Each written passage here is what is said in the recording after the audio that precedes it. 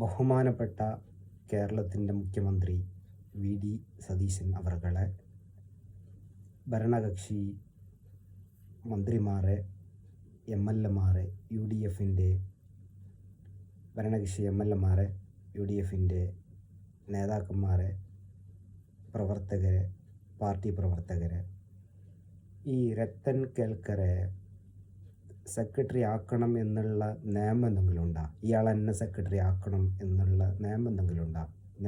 നിയമപരമായിട്ടുള്ള എന്തെങ്കിലും കാര്യങ്ങളുണ്ടോ? ഇല്ല എന്നുണ്ടെങ്കിൽ ഇപ്പോൾ CPM-കാർ, ഇടതുപക്ഷ സഹയാത്രക്കാർ ഓരൊക്കെ വിമർശിക്കുന്നുണ്ട്.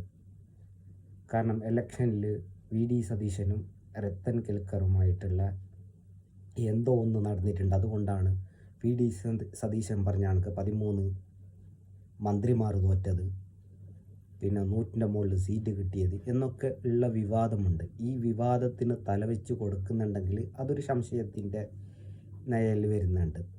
അയാൾ ആ സെക്രട്ടറി സ്ഥാനത്ത് നിന്ന് മാറ്റിയിട്ട് വേറെ ആരെങ്കിലും ആ സെക്രട്ടറി സ്ഥാനത്തേക്ക് നിയമിച്ചെങ്കിൽ അതില്ലേ, അയാളൊരു പാർട്ടി ബേസിലൊന്നും വന്ന ആളൊന്നുമല്ലല്ലോ, ഉദ്യോഗസ്ഥനല്ല, വേറെ ഉദ്യോഗസ്ഥനെ വെക്കണം, അയാൾ എന്നെ വെക്കണം എന്ന നിയമം എന്തിനാ അയാൾക്ക് വേണ്ടിയിട്ട് വാശി പിടിക്കുന്ന? അങ്ങനെ പിടിക്കുന്നുണ്ടെങ്കിൽ അല്ലെങ്കിൽ ആ സ്ഥാനത്തേക്ക് വേറെ ആൾ വെച്ചിട്ട് നെല്ലും പതിരും ജനം തിരിച്ചറിയട്ടെ.